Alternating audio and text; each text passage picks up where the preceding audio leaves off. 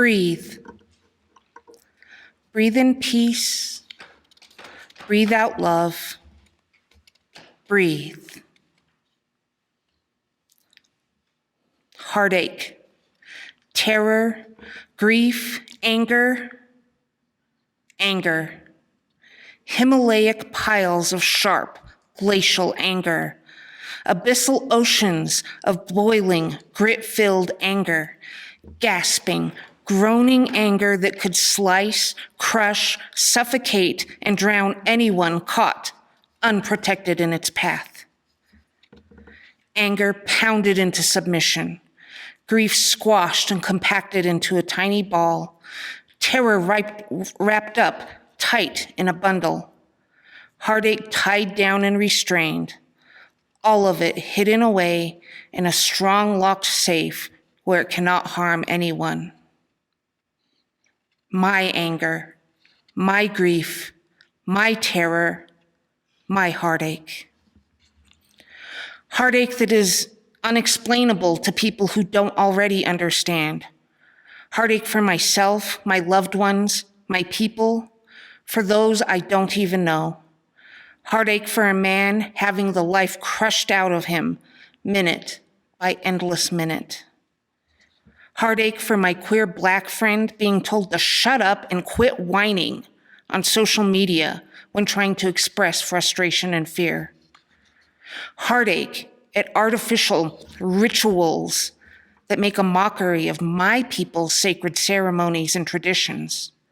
At ugly mascots that supposedly represent me, my relatives, my indigenous friends.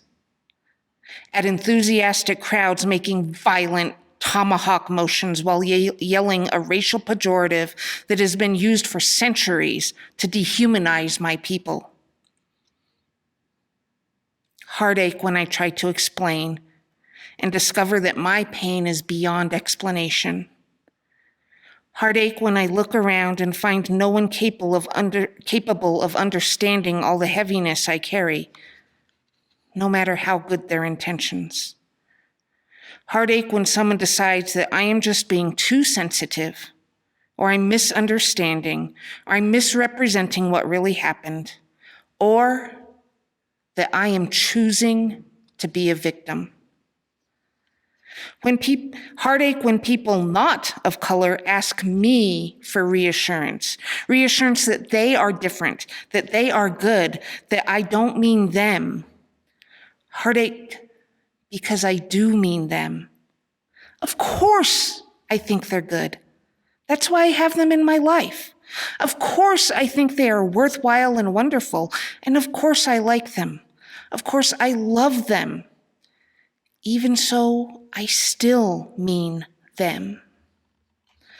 Sometimes, usually, when I approach a group and see no faces and bodies that look similar to mine or my indigenous family members, I feel anxiety, even fear. The anxiety causes tingling in my stomach and chest and fingers. I put on a happy mask, take a deep breath, and get ready to just fit in and get along. To show no weakness, no anger, and no fear. To smile and be pleasant and funny. To subtly prove that I am smart, competent, brave, and worthwhile. Elementary school is when I learned that was what surviving required. I worked on becoming decent at it in middle school. I was starting to master it in high school, and in college I finally became good at it. And that is how I survive. I have very little experience of being with others who understand. I grew up hundreds of miles away from my people in a town that had very little diversity and very few people of color. I never knew another Litwat besides my mom, brother, and later my son and nephew. My dad, John, joined our little family when I was 11. Over time, he learned and adapted to being a part of a family composed of indigenous people of color, of marginalized and traumatized people. It wasn't an easy journey for any of us, but it was a worthwhile one. The family my mother was adopted into loved me, and I loved them. I have no complaints about them, but that isn't the same as having people who understand, who don't need to constantly be explained to, who get it. When I was 12, an adult leader barred me from joining the Girl Scouts. She didn't realize that my grandmother was on the Regional Girl Scout Council. Upon getting a very strongly worded phone call, I was welcomed into the troop with open arms. My grandma did understand why I didn't want to go back that year, but she didn't understand why I never wanted to go back, that this experience was only one among many rejections and instances of persecution for being a Native American, and it was just too much. I would never be able to be in that space with that adult again without knowing her smile was fake and words of welcome were insincere. Like my grandma, most people didn't understand. They didn't know the hurt of being unwelcome, unwanted, and unvalued for nothing other than skin color. My mom understood, which was good, but maybe not enough. Try as I might, I couldn't explain it to others. In my early 20s, I visited my mother's homeland, the village where she was born. I knew no one there. I'd never seen the village. But even as a supposed stranger in a strange land, the feeling of homecoming was undeniable. I found family, people I looked and thought like. I found family who, just like me, don't know their right from their left hand. I found family who felt deeply, strongly, and fully. Family who were like me in ways I have no way of describing. It was a short visit, but it was life-altering. Last year again, I went back home to my large family, my aunts and uncles and cousins. This time I was with my dad and my brother, my son, my sister-in-law, and my nephews. My mom was both present and missing. We carried some of her ashes to her birthplace, to be buried next to her younger brother, who she had never met in life. We transported those ashes in a small, round birch box decorated with the Bear family. These remains stayed in my auntie's house next to a candle that was kept burning night and day. My mom was finally welcomed home. Her ashes were guarded lovingly, surrounded by her people who drummed and sang and prayed, giving sound to her silenced voice and rhythm to her stilled heart. At the memorial service, her ashes were placed, still in their bear container, into a larger box, handmade by a family member. People, family, community members gathered to pay their respects and bid their final farewell. Tears were shed, love was shared, hugs were exchanged, comfort was given, all were fed. And I was home, surrounded by my family, by my people. It was unlike anything I had ever experienced. The anxiety and fear were gone. My guard dropped. I was finally free just to be me and to breathe. Breathe in peace. Breathe out love. Breathe. This year, my dad, John, and I attended the virtual UUA General Assembly.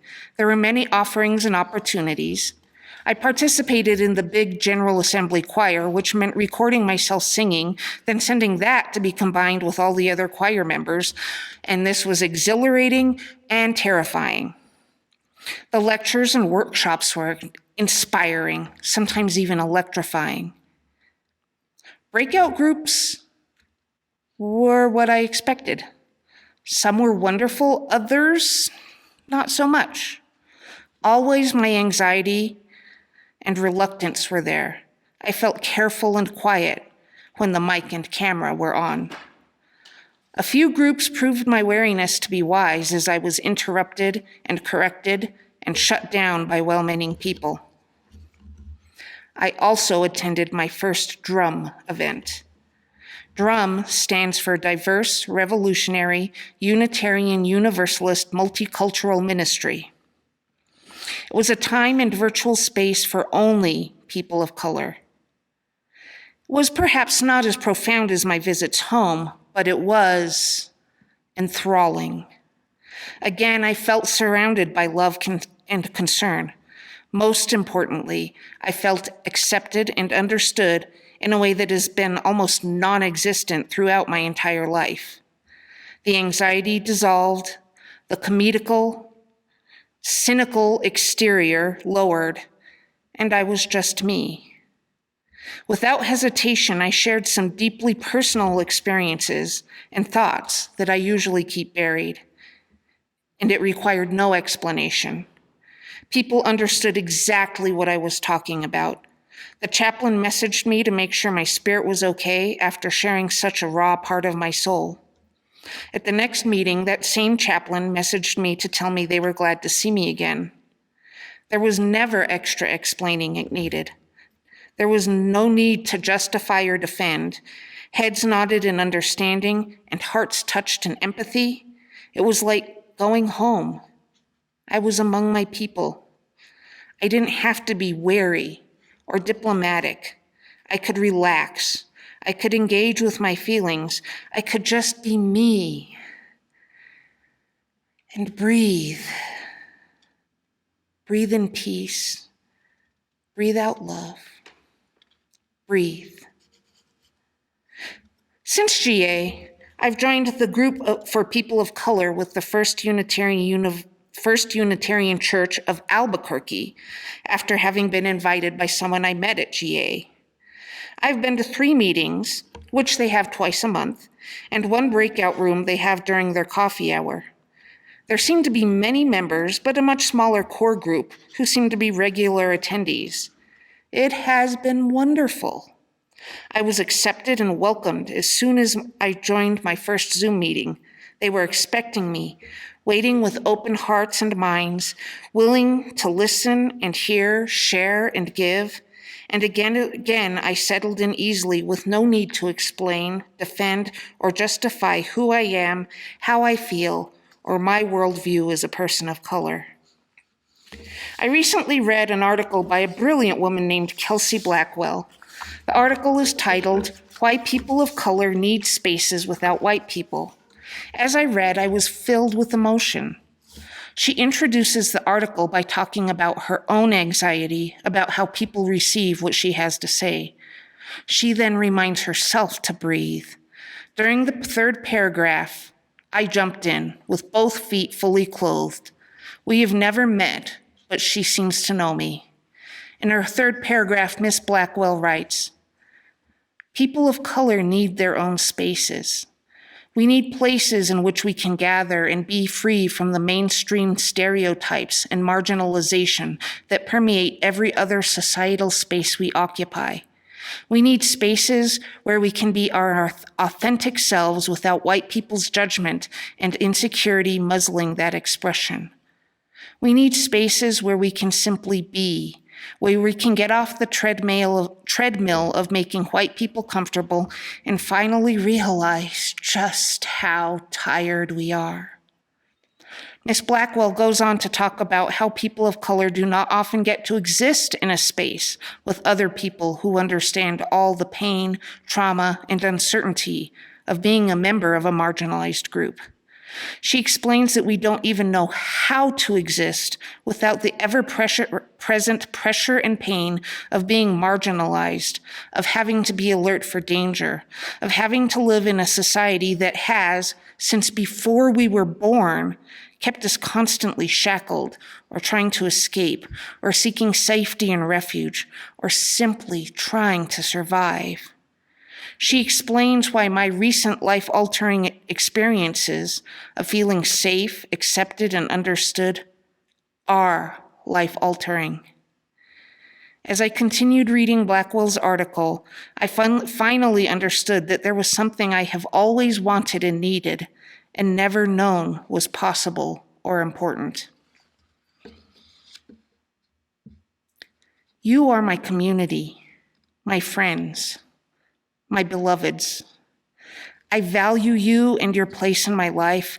I value you so much that I have opened up to share these feelings, thoughts, and experiences with you. I understand that my words and story may cause discomfort, even pain.